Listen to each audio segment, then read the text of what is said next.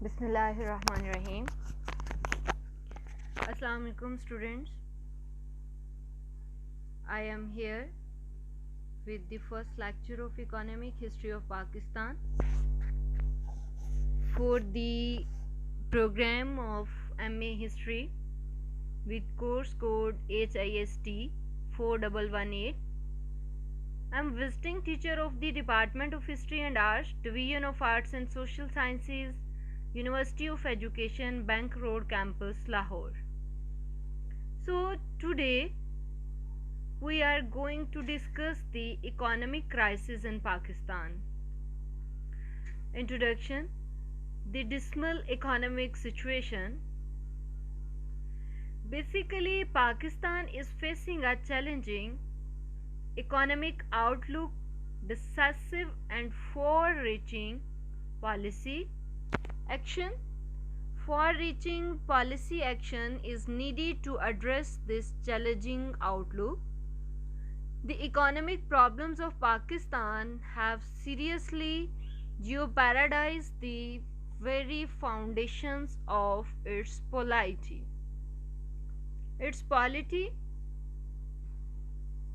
Dismal economic growth signifies that the gap between the rich and the poor is widening. Millions are going jobless, unemployment is rising, inflation is skyrocketing,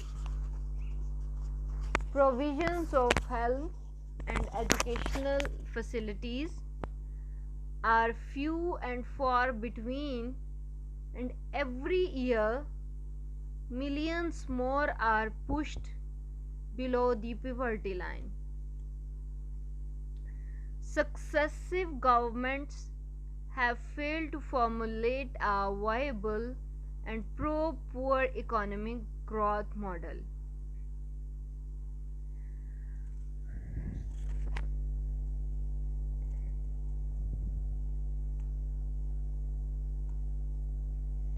So now we are going to discuss the causes of economic crisis of Pakistan.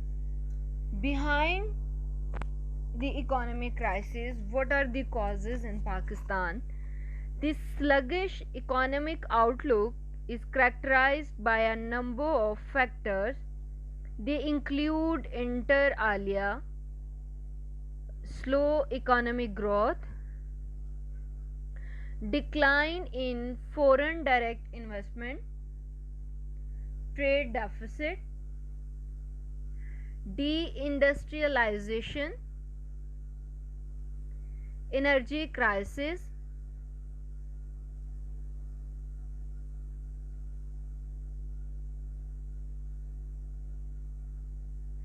political instability,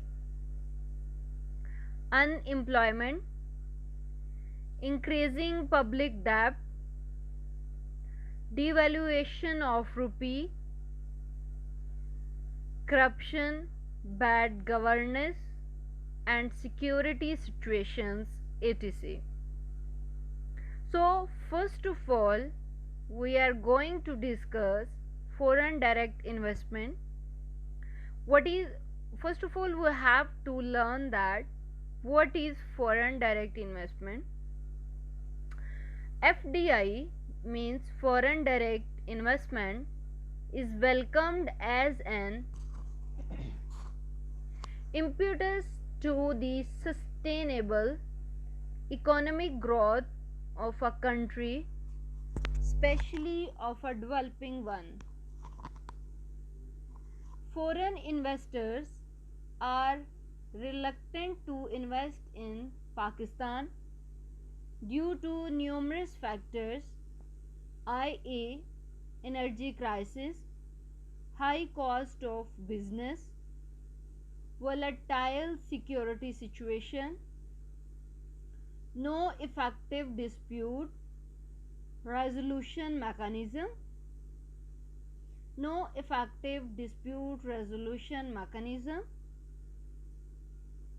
trade deficit. Widening trade deficit is another skeleton in the cupboard of Pakistan dismal economic outlook. The trade deficit stand at 15.28 billion USD. This deficit is mainly because of burgeoning bill of petroleum imports.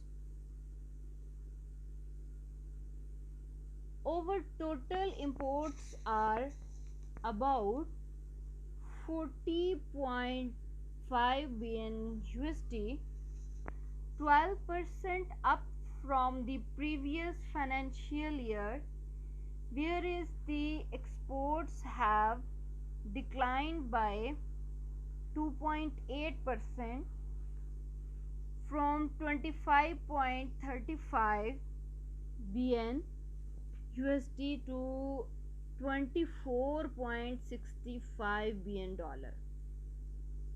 So balance of payment crisis, these are the trade deficits. Now we are going to discuss the deindustrialization. There are reports that a number of textile manufacturers have relocated their industry in other countries such as Bangladesh, Vietnam, Sri Lanka, and Tanzania, etc. When a factory is shut down, either temporarily because of frequent power outages or permanently shifted to another destination, hundreds and thousands of households are forced to strive until their breadwinners have a new job. Energy crisis अगर हम एक example लें पाकिस्तान के भी अंदर भी देखें तो पिछले 10-12 साल से जो है वो एक ह्यूज लेवल पे जो एनर्जी डेफिसिट है या एनर्जी क्राइसिस है उसका पाकिस्तान जो है वो सामना कर रहा है एक ब्रॉड लेवल पर. The energy crisis has impeded the countries economic recovery. According to a report of Pakistan Institute of Development Economists, the power outrage are causing 3 to 4% loss to the economic growth rate every year. It further projected that energy crisis has eaten up over Rs 1.2 trillion over the last 4 years. Political instability. Political instability is the first and foremost prerequisite for sustainable economic growth. Weak and unstable political government cannot take tough policy decisions necessary to fix economic voice. Economy cannot grow in an uncertain political environment, as political stability is necessary to boost private investment, create jobs, and increase production. This is political instability. Now we are going to unemployment, the low economic performance leads to widespread unemployment, poverty, malnutrition, inflation, etc. These factors lead to unemployment, especially in the developing countries. Pakistan's population is comprised of mostly young men and women who are ready to join workforce. The current economic growth rate, however, is just compounding the joblessness. and pushing millions move into the poverty trap. These all things force to the young generation toward the unemployment. As we know that the main factors are electricity crisis and deindustrialization, and the much more thing is unemployment. The all with all these things, devaluation of rupee is also a main factor of the crisis, economic crisis of Pakistan.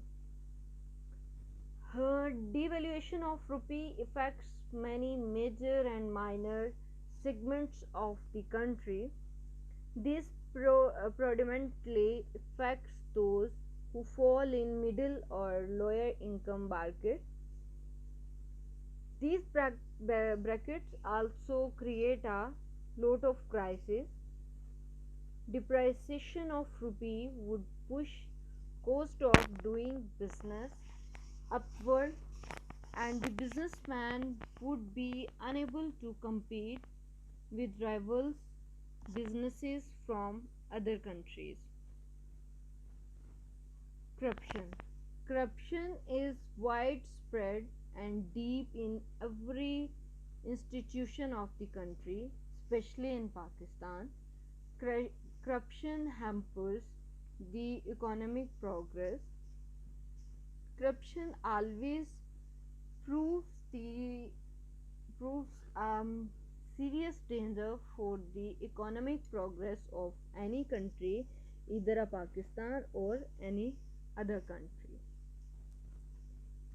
Corruption instills a sense of despondency and despair. Some estimates just that corruption and the inefficiencies caused by corruption in various sectors of the economy in every country amount to a loss equivalent of above 10% of country. Bad governance. Another factor is bad governance. Bad governance has contributed significantly to the incidence of poverty and slow economic growth rate. Bad economic governance Bad governance has always contributed significantly to the incidence of poverty and slow economic growth rate. Bad economic governance is at the core of rising inflation, poverty, and unemployment levels in Pakistan.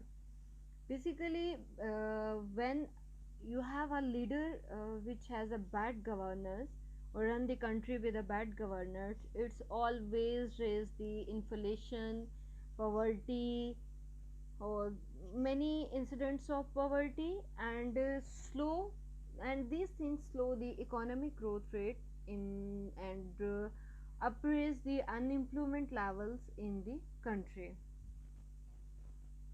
Volatile security situation. As you know that with a few years ago, Pakistan has also faced the outcomes of the Taliban or the help of Taliban's, which contributed their services in Afghanistan. So we can say that these security situations which occurred in the Pakistan, these are the outcomes of the Pakistan from 1970s. Security situation has improved considerably in the last few years. Still, we have to go a long way before restoring investors' confidence in Pakistan. War on terror has cost billions of dollars of loss to Pakistan. This war on terror, which started by America in Afghanistan, with the name of peacekeeping. That war on terror also costed billions of dollars of loss to Pakistan. So this is the volatile security situation in Pakistan. Now there is a suggestion to salvage the economic recovery. First of all, need to improve security situation in Pakistan. Secondly, need to introduce structural and organizational reforms in the economic model, and then we need to promote regional trade in Pakistan and sound economic and trade policy. Domestic resource mobilization and domestic trade need to be promoted. Establishment of special economic zones, that's called the SEAS, S for special economic, that for zones. So there is a need of the establishment of special economic zones for the Pakistan. Public private partnership for economic growth.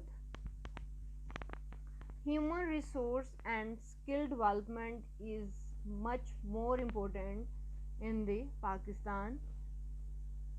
So these are the economic crisis.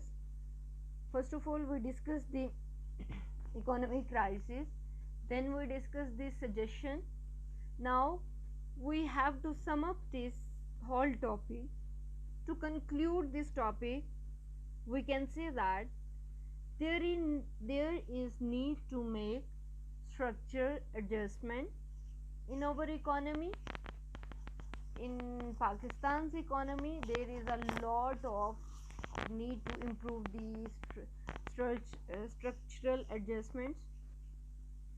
We must harness our natural resources and human capital.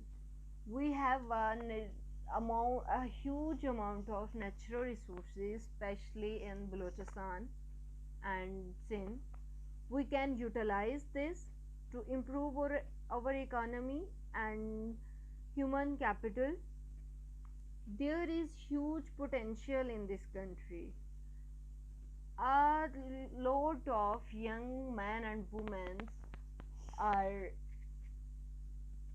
ready to workforce in Pakistan if the country try to harness this huge potential, then this country can be improve their economy or its economy.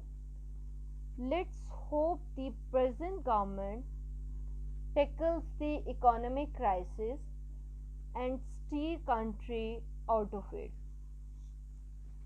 With all these things, with all these needs or adjustments or utilization of resources or structural adjustments or the use of huge potential, young potential, the human capital, with all these things, a country can be formulate their policies.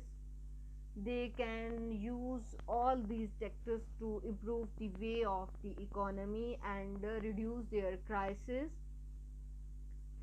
So let's hope the present government tackles the economic crisis and steer country out of it. Thank you.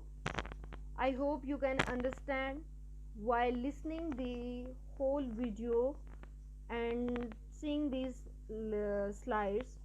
If you face any problem or you have any query or may you have any question, you can comment in the Google Classroom or you can text me on WhatsApp. Good luck. Thank you.